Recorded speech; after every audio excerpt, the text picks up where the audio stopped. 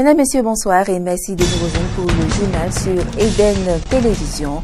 27 ans aujourd'hui que la conférence des forces vives de la nation a pris fin. Que reste-t-il de cette conférence? La question a fait l'objet d'une table ronde ce matin à la faculté de droit de l'université d'Abomey-Calavi. L'Algérie connaît enfin l'auteur de l'attentat de Constantine du dimanche dernier. Le groupe État islamique EI l'a revendiqué ce lundi. Et puis l'empereur du Japon et son épouse ont quitté l'archipel ce mardi pour rejoindre le Vietnam. Ils vont rencontrer les familles des ex-soldats japonais.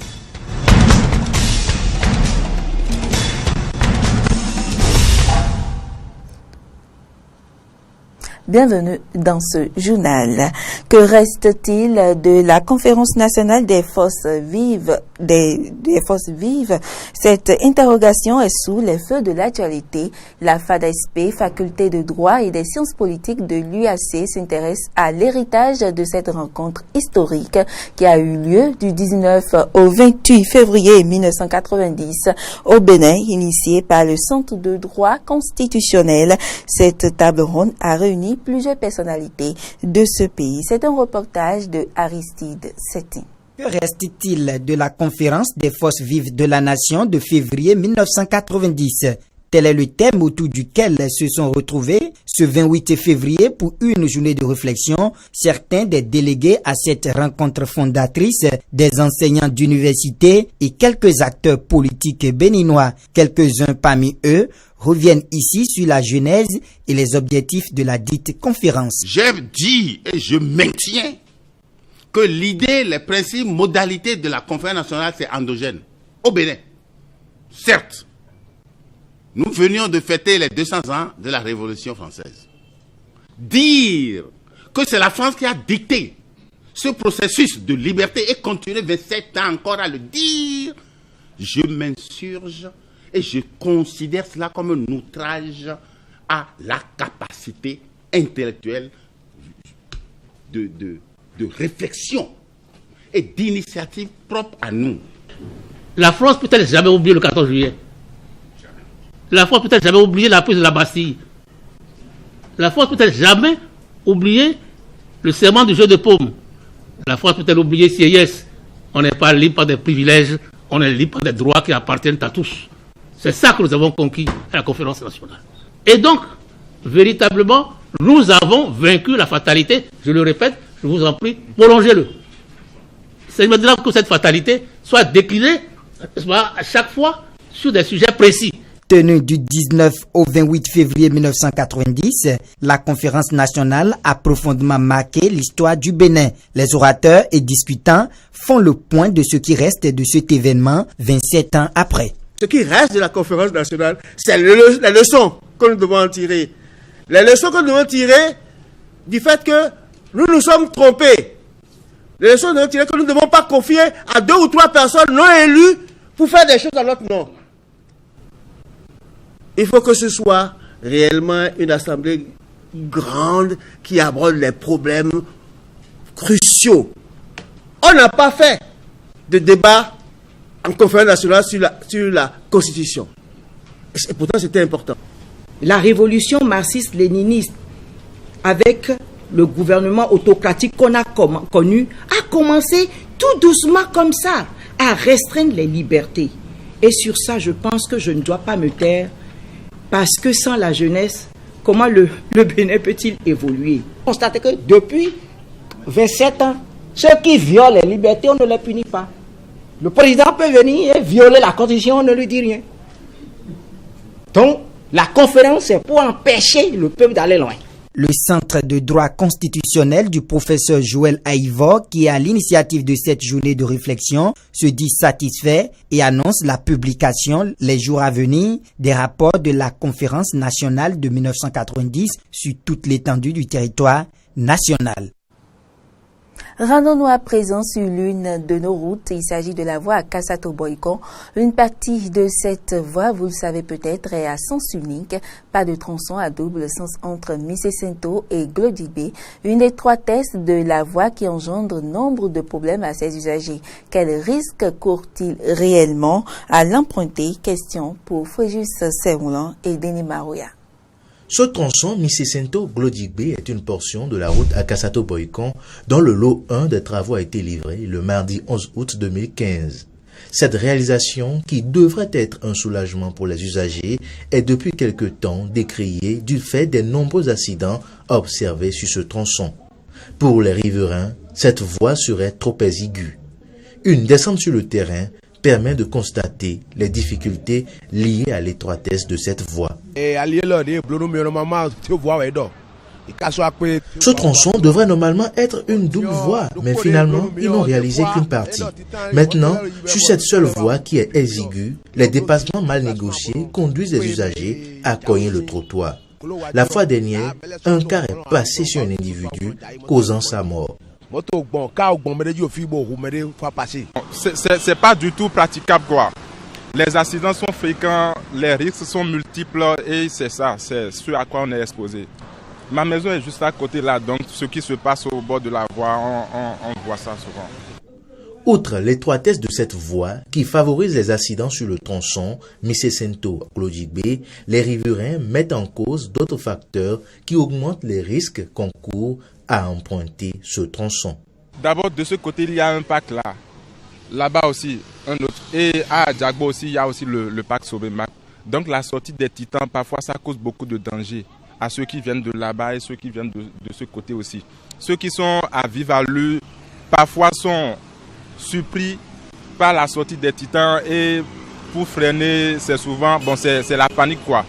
Les jeunes qui conduisent mal, soit ils sont pressés, moi je ne sais pas ce qu'ils cherchent. Vous voyez que là où il y a les trottoirs, les bordures sont un peu élevées. Et quand bien on a envie de monter pour donner de l'espace à ceux qui sont de l'autre côté, il y a souvent des problèmes, c'est difficile de monter. Donc parfois les motos glissent et on tombe. C'est ce trottoir au milieu qui gêne les gens et ils tombent et meurent. Je vous en prie, dites aux autorités de nous trouver une solution pour cette voie. Il ne reste aux usagers de cette voie Missé-Sento-Glodibé qu'à faire preuve d'une vigilance de tous les instants.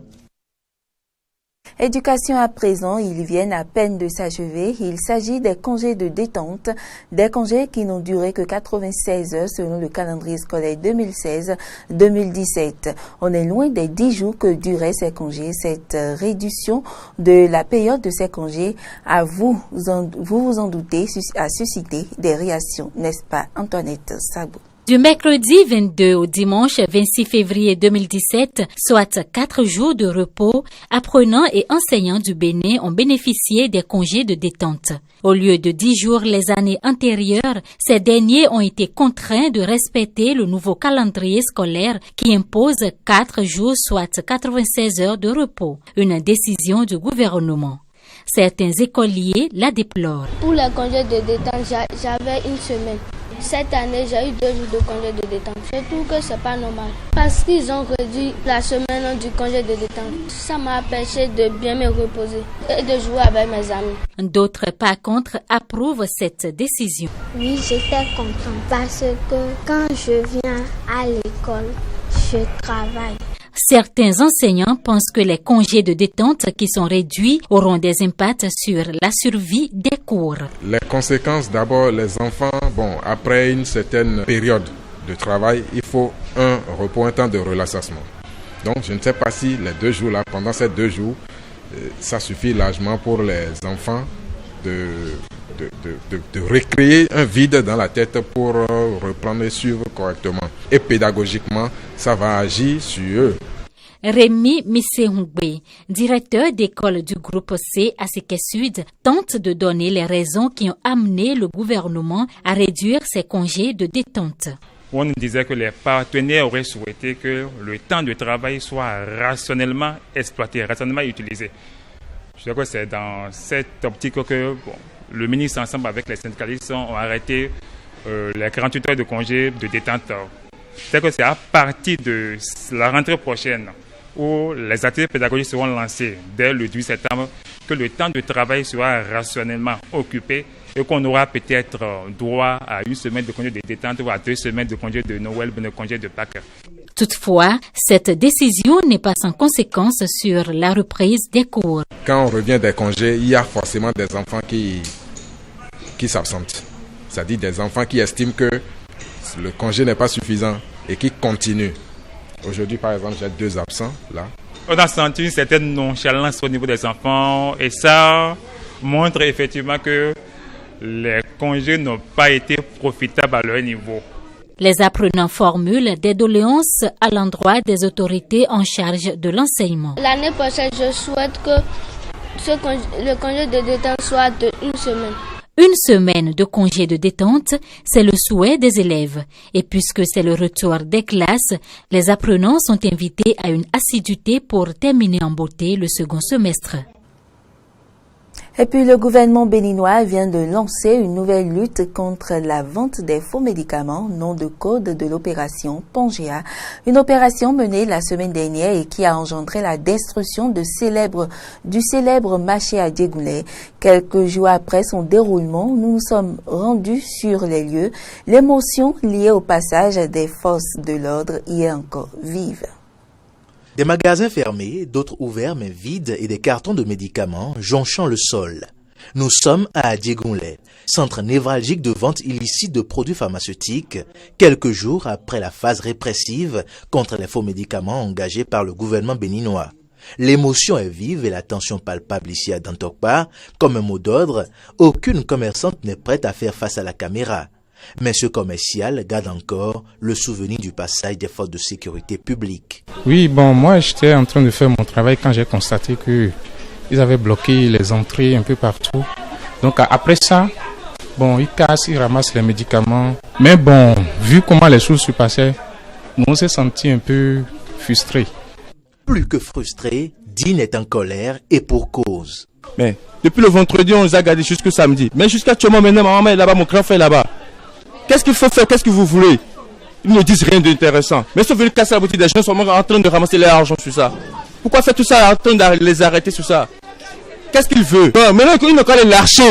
Pourquoi l'inflation veut les arrêter? Ils ont fait quoi? Qu'est-ce qu'ils veulent? Ils n'ont qu'à dire ce qu'ils veulent.